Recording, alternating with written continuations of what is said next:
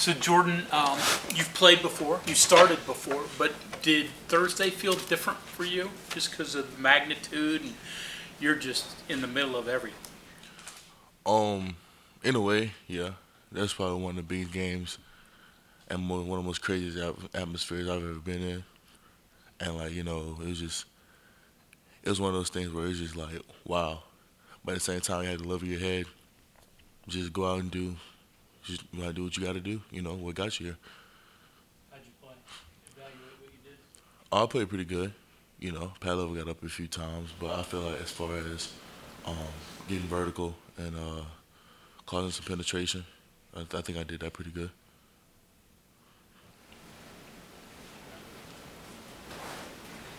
So take me back to the spring. Obviously, Akeem had that position, but when he leaves, did you know in your mind that my playing time went from 30, 40 snaps to 50, 60 snaps? What was your thought when you knew what was going on?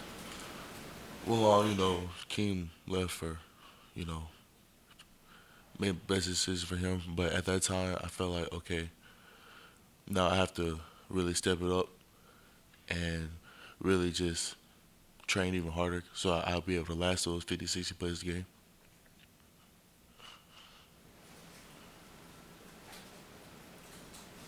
What's it like to go from, a game as big and as the atmosphere being as big as it is at Pitt to turn that around and go straight into conference play the next week for you guys?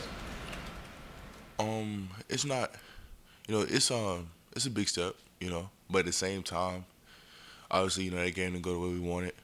Uh, Fought hard, and we didn't give up at all. That's what I love about this team, love about our guys. And our defensive coordinator he just said, Coach Leslie was like, don't lose the game twice. It happened. We got to forget about it, move on to this week, and make sure we dominate this week. So we're just trying to take that into account. Talk about the way this team is. Mike said that after that game, it was the best he ever felt after a loss. That something had happened with the team. Do you agree with that? Did you feel that way? Oh yeah, most definitely.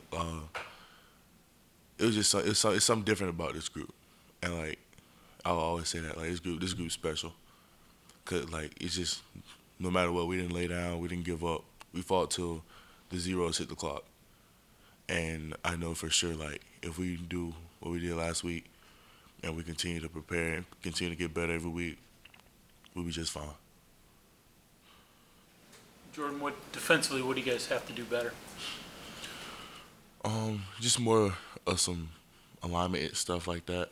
Just minor stuff. Nothing really major. Too early to play a conference game, second game of the year, I wouldn't right say into it. no, I wouldn't say too early. I think I think whoever they put on the schedule, we're gonna play them, and we're gonna play them. They're gonna get our best, and we're gonna do what we can to dominate. So I think it's a good I think it's a good place in the schedule, honestly. You guys in a good place after the loss? And I asked Mike that. How's the atmosphere, the mindset right now? Obviously, we were hurt. It didn't go our way in our feelings, but at the same time, like I said, next game. So I feel like going to this game, we're gonna be a little bit more, we're more hungrier, and we're gonna try to get even better and working even harder.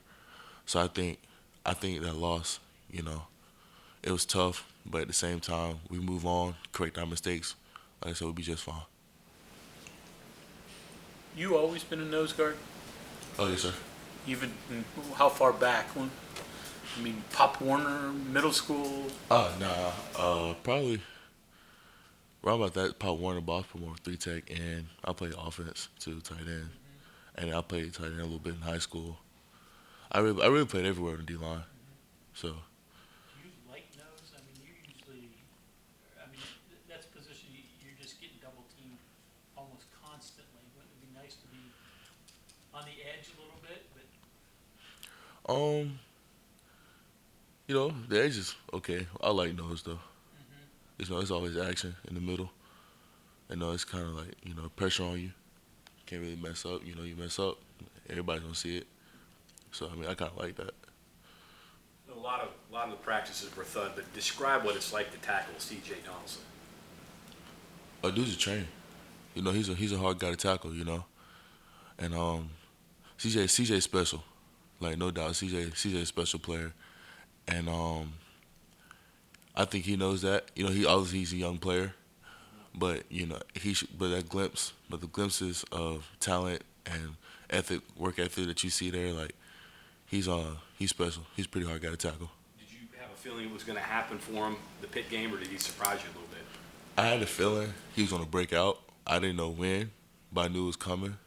I didn't think it was gonna be as early, but at the same time, like it was special watching him do what he had to do. You've talked about it before, but your strength background, am I right? Your dad got you into it? Yeah. And so, what was it like growing up? Sort of, not every kid concentrates on that. What was it like for you? And then where are you now in terms of your total strength? Well, growing up, you know, just seeing my dad do it and stuff like that. And then when I was younger, he bought me toy weights. So I was down there in the gym with him. And once I got old enough to start working out with him, you know, we did it all the time. It's just something we did together. A lot of time other things, you know, we did together, father, son time.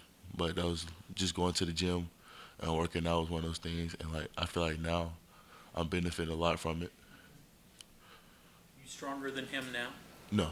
No? No, I'm not stronger than my dad now. He's still stronger than you? Yeah, my dad's still stronger than me. Pretty impressive. So what are you benching now? That's a good question. I really maxed, but I know for sure it's close. It's probably around 500, if not more. So again, your dad's above that? Yeah, my dad's above that. Do you know his max? I don't, but I just know. I know last time it was like he had hit like 505 like a year ago. So I don't know where he's at now because he still trains. But Is he competing? nah, No. just staying in shape and you know stuff like that. You throwing up 500 at 50? Probably. There Probably. you go. 600 at 60, right? So I guess you didn't fool with him too much. No. A dad that's that strong, Oh no, not really. No. getting out of line. Oh yeah, most definitely not. I didn't really get in much trouble. My dad's really my best friend for real. Like you know.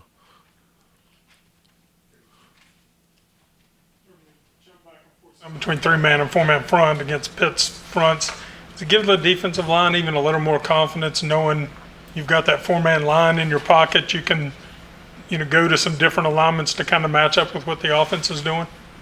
Oh yeah, of course. You know, I feel that the versatility and like the versatility of our playbook and the versatility of our defense and defensive line, like we can all play any position on the line. So I think that's a plus. And then, like I said, by us having that versatility going from a 3-man to a 4-man, it keeps offenses guessing, and it keeps us having an answer for most of the stuff that offenses does. So I think it's pretty beneficial. Of course, when you go four-man front, you slide off the nose. Do you like to become more of a playmaker? It just depends, you know, because when we go to a 4-man front, you know, we still have a certain job to do on that play. I want to make sure I do my job and do it to the best of my ability. But a lot of times it does open up, you know, a few more one-on-ones, you know, able to shoot gaps a little quicker, you know, it's just stuff like that.